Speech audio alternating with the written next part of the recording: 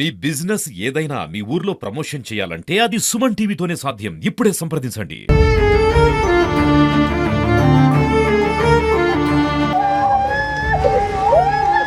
నమస్తే, welcome to Suman TV Warangal. నేను మీ స్వాతి బచ్చు. ఈరోజు వరంగల్లో దారుణ సంఘటన అని చెప్పొచ్చండి. ఇప్పటి వరకు మనం విన్న క్రైమ్లో ఒక ఎత్తు అయితే ఇప్పుడు నేను చెప్పబోయే క్రైమ్ అయితే ఒక ఎత్తు అని చెప్పొచ్చు. అసలు ఏం జరుగుతుందో అర్థం కావట్లేదు. ఆడపిల్లలకి అసలు రక్షణ లేకుండా పోయిందని మళ్ళీ మళ్ళీ మళ్ళీ మళ్ళీ రిపీట్ అవుతూనే ఉంది. సహస్రారెడ్డి అనే అమ్మాయి ఇంటర్ సెకండ్ ఇయర్ చదువుతుంది. ఇక్కడే ప్రైవేట్ కళాశాలలో చదువుతుంది. సంవత్సరం పొడుగుతా ఒక హరాస్మెంట్కి అయితే బీభత్సంగా గురవుతుందంట తను. యాక్చువల్గా అసలు ఆ అబ్బాయి ద్వారానే థ్రెట్ ఉందని చెప్పి కూడా షీటీమ్ని వాళ్ళు అప్రోచ్ అయ్యారట తల్లిదండ్రులు. మరి ఆ తరుణంలో మళ్ళీ అతని ఇంటికి రావడము, ఆమెతో వాగ్వివాదం జరపడము, తీరా చూసుకుంటే ఆమె సూసైడ్లో హ్యాంగ్ చేసుకొని ఉండడం. అసలు దీని వెనకాల కారణాలు ఏంటి, అసలు దీని వెనకాల ఉద్దేశం ఏంటనేది పక్కన పెడితే అసలు రాత్రి నుంచి కూడా ఇది ఒక పరువు హత్య అనో లేకపోతే ఇంకోటి తన తండ్రి చూసి వీళ్ళిద్దరిని ఒక దగ్గర చూసి ఈ మైనర్ బాలికని అబ్బాయిని ఒక దగ్గర చూసి తండ్రి ఆ అబ్బాయిని అటాక్ చేశాడు గొంతు మీద అని చెప్పి ఇట్లా చాలా చాలా వార్తలు అయితే వస్తున్నాయి. కానీ ఇదంతా నిజం కాదు. దయచేసి మా గోడు వినిపించండి. ఇది కాదు కరెక్ట్.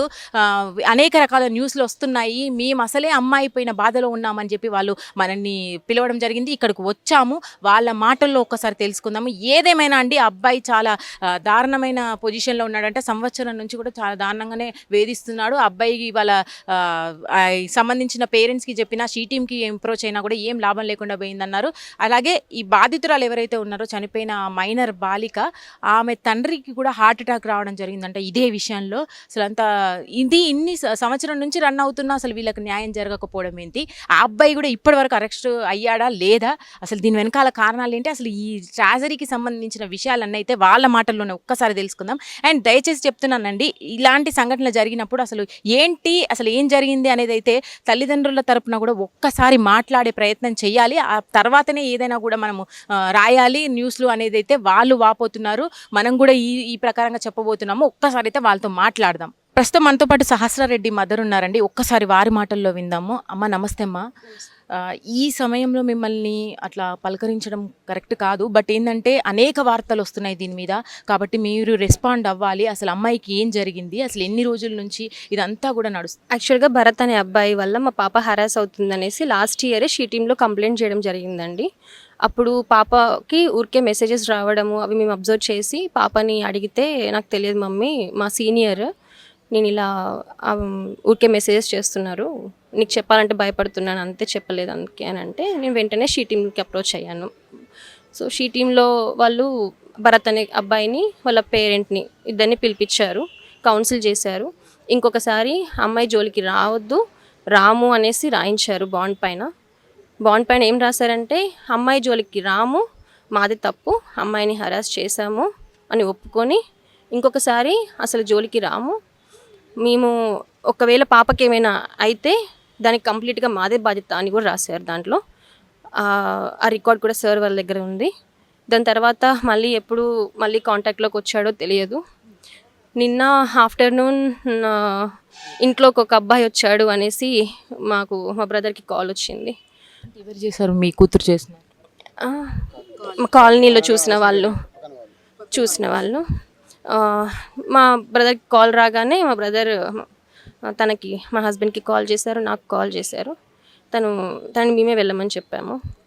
అంతలో మా హస్బెండ్ కూడా కలిసి చేరుకున్నారు. ఇద్దరు కలిసి లోపలికి వెళ్ళేసరికి ఆ అబ్బాయి వెనక డోర్ నుంచి పారిపోతూ ఉన్నాడు. సో ఆ పారిపోతున్న టైంలో వీళ్ళు పాపని చూడకుండా అతన్ని క్యాచ్ చేయడం కోసం, అసలు అతను ఎవరు అనేది క్యాచ్ చేయడం కోసం వాళ్ళ వెనుక గోడ దూకి అందులో పొదలలో పారిపోతూ ఉంటే పట్టుకున్నారు. ఒక 10 minutes అరౌండ్ అట్ల తర్వాత నాకు కాల్ చేసి అబ్బాయి దొరికాడు, నువ్వు వచ్చేయి అని అంటే నేను స్టార్ట్ అయ్యి స్కూల్ నుంచి వచ్చాను. తర్వాత అంతలోనే మా హస్బెండ్ ఎందుకైనా మంచిది అనేసి, పాపని చూడలేదు కదా, పాప ఎలా ఉందో చూడలేదు అనేసి మళ్ళీ డౌట్ వచ్చి మా మరదలకి కాల్ చేస్తే మా మరదలు వెళ్ళి చూసేసరికి హ్యాంగ్ చేసుకొని ఉంది. హ్యాంగ్ చేసిన దాన్ని పక్కన వాళ్ళు బీపీ కింద పెట్టారనేసి తను చూసింది. తెలియదు, హ్యాంగ్ ఎవరు చేశారనేది తెలియదు. మీకు అనుమానం ఉంది? భరత్ అతనే కదా వచ్చింది, అతనే బయట మాకు కనిపించింది, అతనే. సో అతనే కాబట్టి అతను నన్ను కలిసిన తర్వాత కూడా ఒకటే మాట, ఎందుకురా నువ్వు మళ్ళీ నా పాప లైఫ్లోకి వచ్చావు, నీకు ఆల్రెడీ వార్నింగ్ ఇచ్చాం కదా అని అంటే, అరవకండి మేడం, ఫస్ట్ మీ కూతురు దగ్గర అక్కడికి వెళ్ళి చూడండి అని అన్నాడు. మీరు లేరు కదా అప్పుడు, మీరు ఎవరితో అన్నారు? నాతోనే, నేను మా బ్రదర్ అండ్ మా హస్బెండ్ ఇద్దరు దొరకబట్టినప్పుడు మీరు మీకు కాల్ చేశారు, నాకు కాల్ చేశారు. మీరు కాల్లో మాట్లాడారా ఇదంతా? 3 minutesలో నేను ఆ ప్లేస్కి చేరుకున్నాను, రీచ్ అయ్యాను. తను మా పాప దగ్గరికి వెళ్ళిపోయారు. భరత్ అనే వ్యక్తిని మీరు చూశారు కదా, మీరు ఆయనతో మాట్లాడినప్పుడే ఆ వర్డ్స్ వచ్చాయి ఆయనలో. అంతే. అనగానే మీరు వెళ్ళమని చూడమని చెప్పారా? ఇంటికి వెళ్ళి పాపని చూడమని చెప్పగానే, మరి నువ్వు ఎక్కడ ఉంటావు అంటే, నేను ఇక్కడే కూర్చుంటాను, మీరు వెళ్ళి చూసుకోండి అని అన్నాడు. అన్న తర్వాత మేము మా బ్రదర్తో ఫాస్ట్గా వెళ్ళేసరికి పాపని బయటికి తీసుకొచ్చేసారు. ఇంకా అక్కడ ఏం జరిగిందో నాకు తెలియదు. జరిగింది వాస్తవం అవాస్తవం అన్నది పక్కన పెడితే, అసలు అమ్మాయి చావు కారణాలు అయితే తెలియాల్సి ఉంది. మీరు పోరాడుతున్నది మాత్రం అదే విషయం. అవునండి. వార్తలలో మరి విపరీతంగా ట్రోల్స్ అవుతున్నారు, ఫాదర్ ఇట్లా గొంతు కోసారు అది ఇది అని చెప్పేసి. నేను చూసినప్పుడు మాత్రం ఆ అబ్బాయి పైన ఎలాంటి మరకలు లేవు. గొంతుకొస్తే మినిమం బ్లడ్ అయినా కనిపిస్తుంది కదా నాకు. చాలా యాక్టివ్గా ఉన్నాడు, సింపుల్గా చెప్పాడు, వెళ్ళి చూడండి ఒకసారి అక్కడికి వెళ్ళి అనేసి చెప్పాడు, అంతే. అబ్బాయిని అరెస్ట్ చేయడం జరిగిందా మరి? పోలీసులు అరెస్ట్ చేశారో లేదో మాకు తెలియదు. మీరు ఇప్పుడు దగ్గరుండి అబ్బాయిని అప్పచెప్పలేదు, ఆయన వెళ్ళిపోయినాడు. మీరు అనుమానం ఉందని అయితే కంప్లైంట్ ఇచ్చారు, బట్ అబ్బాయిని ఏమో అప్పచెప్పలేదు. లేదండి. ఆయన అరెస్ట్ చేశారో కూడా తెలియదు, కానీ వార్తలలో మాత్రం అసలైంది కాకుండా వేరే మొత్తం వస్తుంది.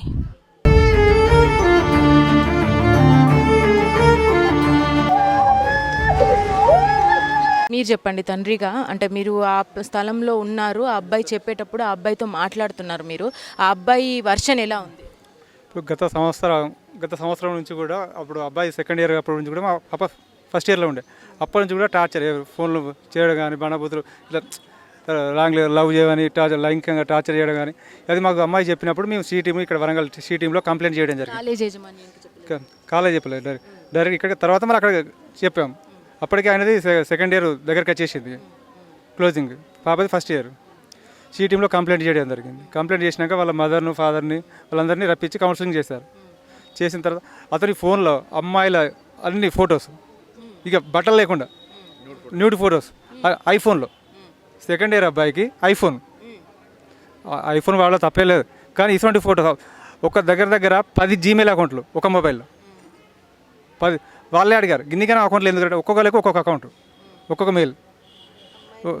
కిరాణా షాప్కి పోతుంటే ఎన్కేజీలు ఫోటో తీస్తాడు, వీడియోస్ తీయడం, అది తీసి మళ్ళీ వేరే వాళ్ళకి ఫార్వర్డ్ చేయడం, ఇట్లా అవన్నీ చూసి వాళ్ళే చూసి మొత్తం ఫార్మాట్ చేశారు.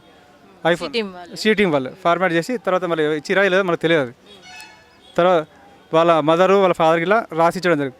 ఈ అమ్మాయికి మీ ఇంటికి రావడం కానీ, మీ వీధిలో తిరగడం కానీ, ఎలాంటి ఫోన్ కానీ టార్చర్ కానీ రాదు, అమ్మాయికి ఏమైనా జరిగినా కానీ పూర్తి బాధ్యత మాదే ఆమె అని మనకు రిటర్న్గా కూడా బాండ్ పేపర్ కూడా రాసి ఇవ్వడం జరిగింది.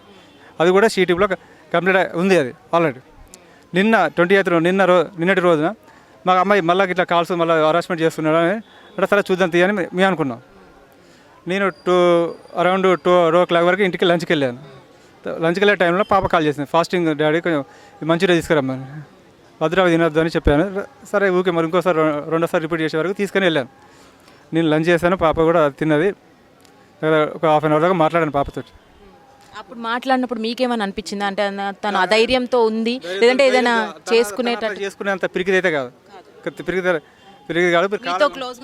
పాప అన్ని షేర్ చేసుకుంటే ప్రతి ఒక్కటి ఏది ఉన్నా, కాలేజీలో ఏది జరిగినా ప్రతి ఒక్కటి ఇట్లా చెప్పి. ఈ అబ్బాయి విషయం కూడా మీ దాకా తీసుకొచ్చిందంటేనే తను ఒక ధైర్యంతోనే తీసుకొచ్చిందని అర్థం కదా. సరే చూద్దారా మళ్ళీ ఒకసారి షీటింగ్ మళ్ళీ వెళ్దాం అని నేను బయటకు వెళ్ళిపోయాను. నేను వెళ్ళిన ఒక పావు గంట లోపలనే నాకు ఫోన్ రావడం జరిగింది. ఏదో అన్ఎక్స్పెక్టెడ్ పర్సన్ మమ్మల్ని గమనించుకుంటూనే ఉంటాడు. వీళ్ళు ఎప్పుడు బయటకు వెళ్తారు, వీళ్ళ మదర్ ఎప్పుడు వెళ్తారు, వీళ్ళ డాడీ ఎప్పుడు బయటకు వెళ్తారు, ఇవన్నీ గమనించుకుంటూనే అటు వెళ్ళిన ఒక 15 minutes అంతే వెళ్ళిన. కాలా చూస్తాను, నేను వెంటనే బ్యాక్ వచ్చేసాను. అప్పటికే ఫాలో ఇది ఇట్లా లోపలికి అన్ఎక్స్పెక్టెడ్ పర్సన్ ఎవరో తిరుగుతున్నాడు, లోపలికి వెళ్తున్నాడు. మీ వచ్చేవరకే అది పాపను ఏమో చేసి మేము పాపను అంత గమనించలేదు. అది మెసేజ్ బయటకి మెస్ డోర్స్ అటు బ్యాగ్ది ఇటు ఫ్రంట్ది కూడా మెస్ డోర్ ఓపెన్ చేసి, డోర్స్ ఓపెన్లే ఉన్నాయి, మెస్ డోర్లు క్లోజ్ చేసి ఉన్నాయి. ఆ మెస్ డోర్ ఓపెన్ చేసుకుని ఆ గోడ నుంచి వెళ్ళి దునిపోతుంది. ఎవరో పర్సన్ మరి అరే ఇవ్వడు అని నేను బ్యాక్ సైడ్ వెళ్ళాను జరిగింది. ఆల్రెడీ గోడ దునికడం వెళ్ళిపోతున్నాడు. మళ్ళీ నేను ముందటి నుంచి వెళ్ళి పట్టుకోవడం జరిగింది. అందరూ చూశారు పట్టుకున్నప్పుడు కూడా. చాలా దూరం వెళ్ళిండు, ఆ కట్టకాడికి పోయినా పట్టుకోవడం జరిగింది.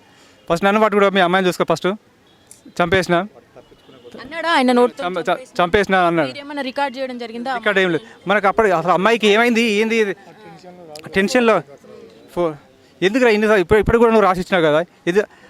మళ్ళీ అక్కడికి వెళ్ళి ఫోన్ రావడం, అక్కడికి అరుపులు వస్తున్నాయి ఇంట్లో నుంచి. అందులో మనం వదిలేసి మేము ఇక్కడ రావడం, ఇంట్లోకి రావడం. వచ్చేసరికి అమ్మాయి బాబా గాయాలు కూడా ఉన్నాయి మొత్తం. ఈ చేతులకు గాయాలు అన్నిటి గాయాలు, అమ్మాయికి గాయాలు కూడా ఉన్నాయి మొత్తం. ఇప్పుడు తనే యాంగ్ చేసుకుంటే నాలుగు బయటకు వెళ్ళడం కానీ, టాయిలెట్ కానీ ఏదో ఒకటి కంపల్సరీ దానిలో మనకు సింటమ్స్ అక్కడ తెలుస్తుంది. ఇలాంటిది అంత పిరికి అయితే కాదు. పోలీసులు ఏమంటున్నారండి? ఏ స్టేషన్లో మీరు కంప్లైంట్ ఇచ్చారు? కేయూ పోలీస్ స్టేషన్లో ఏమన్నారు? ఇన్వెస్టిగేషన్ చేస్తున్నా వచ్చారు, కంప్లైంట్ తీసుకున్నారు. ఇన్వెస్టిగేషన్ కోసమైనా అబ్బాయిని అరెస్ట్ చేయాలి కదా ముందు. మరి అదే ఇప్పుడు ఒకవేళ మీరు గనక గొంతు మీద అటాక్ చేశారు అబ్బాయికి అనుకుంటే మిమ్మల్ని కూడా తీసుకెళ్ళాలి. యాక్చువల్గా మీ వెంటనే రెస్పాండ్ అవ్వాలి కదా. అవి ఆ అబ్బాయికి ఆ మరకలు ఉండాలి, మిమ్మల్ని తీసుకెళ్ళాలి. అది ఏది జరగకుండా దాన్ని ఎందుకంటే ఈ కేసును ఇప్పుడు మీరే వాళ్ళు కంప్లైంట్ ఇచ్చారు. ఈ కేసును నీరు గార్చడం కోసం, ఎందుకంటే అపోజిట్ ఒక కేసు పెడితే ఇది వాళ్ళే ఫస్ట్ కంప్లైంట్ ఇచ్చారు. వాళ్ళు ఇచ్చిన తెలియదు, ఇట్లా చెప్తున్నారు మనకి. ఇట్లా అతనే కోసుకొని చెప్తున్నారు, గొంతు కోసుకొని ఈ కేసును నీరుగార్చడం కోసం.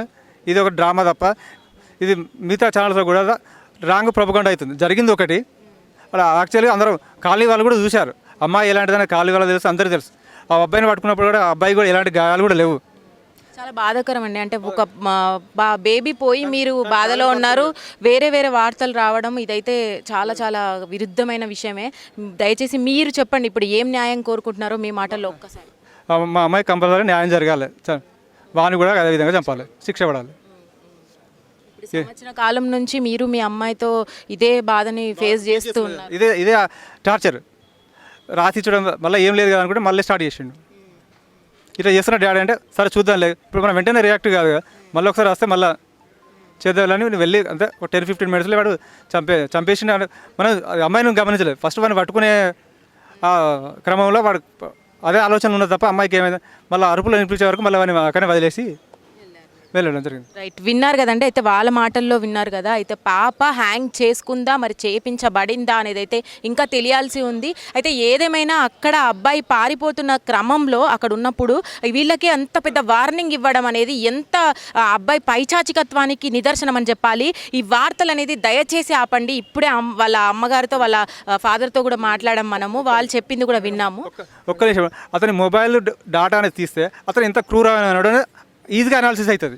అతను ఎలాంటి క్యారెక్టరు, ఈ మామ అంటే మామని కాదు, చాలామంది అమ్మాయిలు ఆ షీటింగ్ వల్ల అప్పుడు కూడా గిన్నికన్నా ఫోటోలు ఏంద్రకి ఇవి అన్నీ. ఇప్పుడు అమ్మాయికి జరిగిపోయింది, చనిపోయింది, అయిపోయింది.